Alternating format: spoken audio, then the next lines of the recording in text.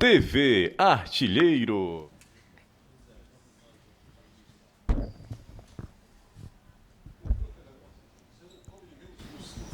Como assim? Como assim não come ninguém?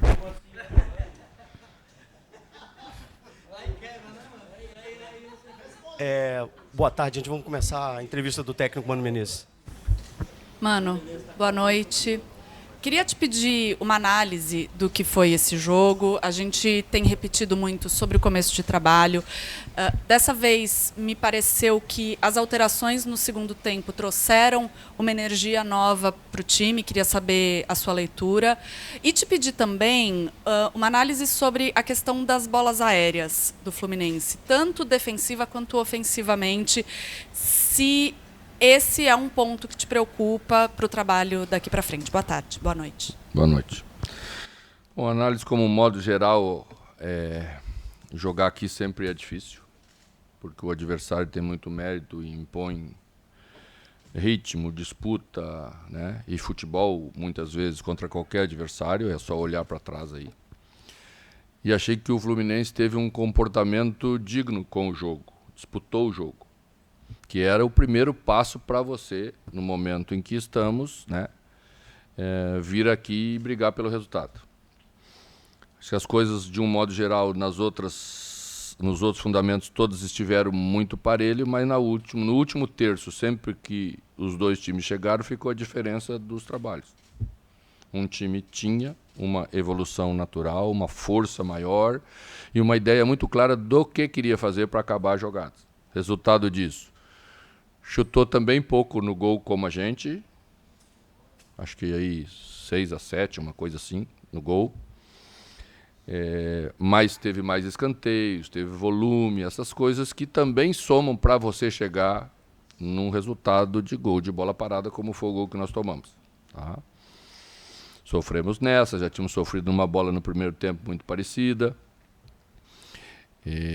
Então, o time tem algumas características, tinha algum trabalho de bola parada, mas não era uma coisa que se valorizava tanto, porque o jogo se decidia em outros fundamentos a favor. Então, talvez por não precisar tanto, bola parada ofensiva, por exemplo, é uma coisa que nós já vimos no jogo passado. Erramos muito, erramos cobrança, erramos um posicionamento para criar mais dificuldade para o adversário, e isso precisa treinar. Tá? E a gente não fez treino ainda suficiente para dizer que poderia resolver o assunto, tanto defensivo quanto ofensivo.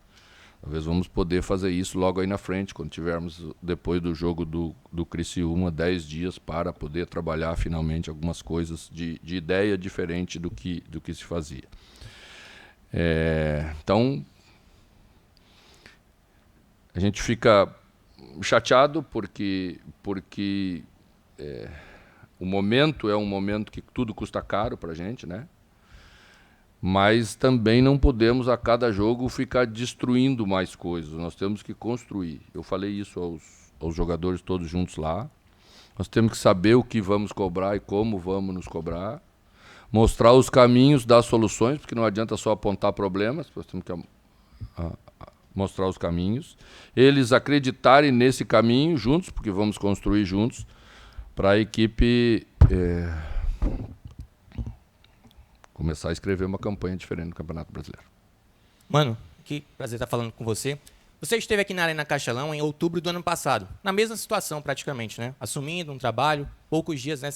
Você assumiu o Corinthians, jogou aqui um duelo de Sul-Americana e hoje você está aqui de novo agora comandando o Fluminense. Naquela ocasião, te perguntei sobre um atacante em específico que era o Yuri Alberto. Na ocasião, ele estava, né, numa fase ruim, assim como o time do Corinthians. Hoje eu queria te perguntar sobre o Germancano, porque em 2023, para muitos, ele foi o rei da América, né, o melhor jogador aí do nosso continente, depois de uma Libertadores espetacular. E eu queria saber, hoje ele ficou fora, né, do jogo, ficou no banco de reservas, não entrou. Eu queria saber de ti, como recuperar o futebol desse cara que já foi tão importante para o Fluminense e, ao mesmo tempo, eu coloco isso para os demais jogadores, tendo em vista a fase ruim do Fluminense.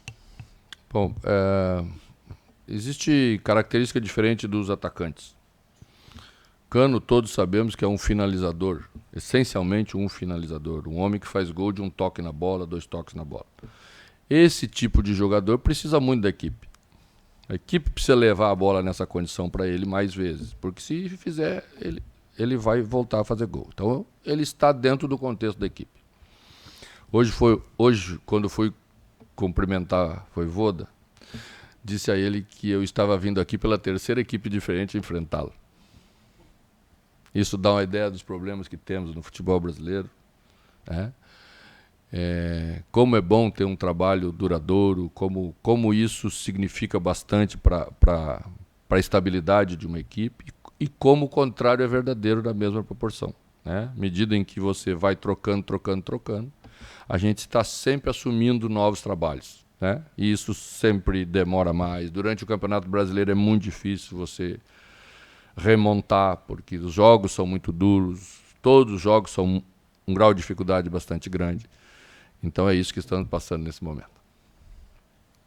Professor Mano Menezes, boa noite. Boa Evandro noite. Soares, da Rádio Expresso FM. Professor, eu queria perguntar para o senhor como o senhor a respeito das substituições.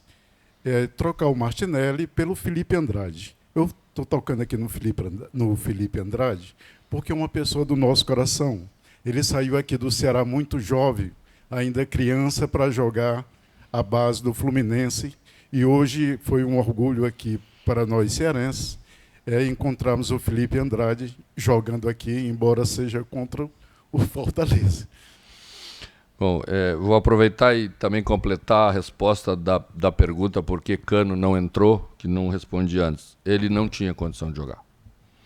A gente trouxe ele mesmo porque ele é um extraordinário profissional e quis estar junto com a equipe nesse momento de dificuldade, mas não tinha condição de entrar e hoje a gente decidiu, antes do jogo, que não iríamos colocá-lo. Tá? Então, por isso que ele não entrou.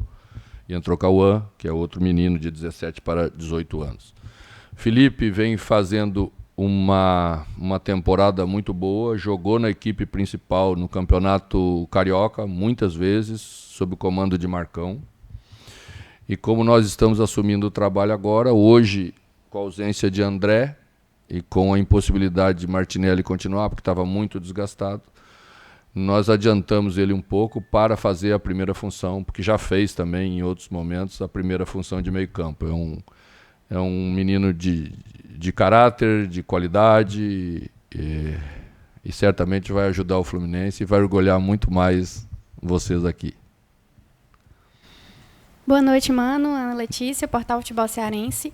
Em 2022, o Fortaleza passou por uma situação parecida com a atual do Fluminense, terminou o primeiro turno na zona de rebaixamento e conseguiu, no segundo turno, superar isso, se classificando até para a Libertadores.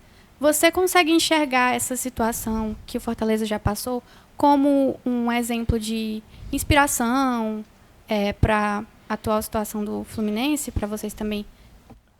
Quando você está em extrema dificuldade, quando as vitórias demoram muito para vir, é óbvio que existe uma queda de confiança bastante grande em todos. Né? A impressão que se tem nessa hora é que ninguém presta, que ninguém serve.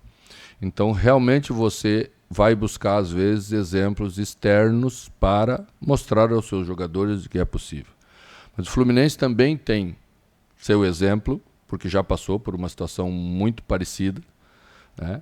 Em que o Cuca era o treinador e fez uma campanha de última parte de campeonato extraordinária e também saiu de uma situação muito parecida. Não chegou na vaga da Libertadores, como chegou o Fortaleza, mas também estava numa situação muito, muito difícil.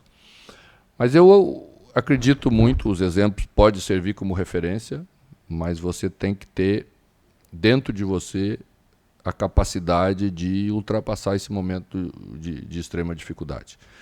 Não se entregando, sabendo como corrigir. Você não vai corrigir tudo numa vez, você tem que dar uns passos pequenos, né?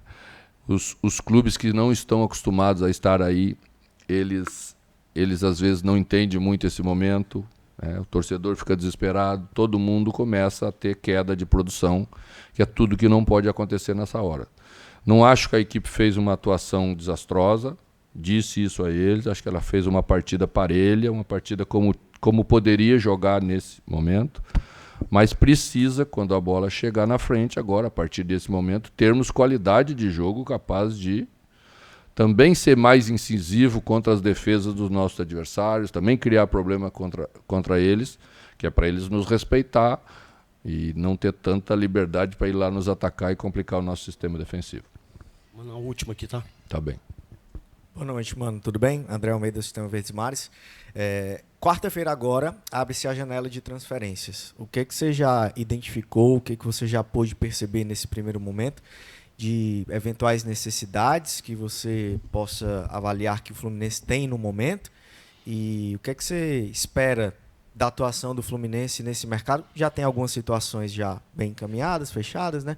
Mas o que você pode dizer para o torcedor em relação à atuação do Fluminense na busca por reforços para tentar mudar esse cenário? Bom, eu sempre procuro ser realista, por menos graça que tenha, né? Às vezes a gente é mais duro e as pessoas querem sonhar mais. Você vai ter uma limitação. Acho que temos boas condições de acrescentar. Temos Thiago Silva que já está treinando conosco. Então vamos internamente ver os nossos problemas, as possibilidades que existem de mercado, onde podemos ir para pontualmente acrescentar coisas importantes no nosso elenco, para que com jogadores que tenham a capacidade de chegar e jogar, né? Que essa é outra coisa importante, porque não temos tempo para perder, não podemos esperar para que depois entre numa condição melhor. Essa vai ser a preocupação do perfil que precisamos traçar. Jogadores que tenham a capacidade de pontualmente acrescentar nos setores que precisamos e que tenham também a possibilidade de estar à disposição do treinador num curto espaço de tempo. Obrigado, mano. Boa noite, Boa noite, gente. TV Artilheiro.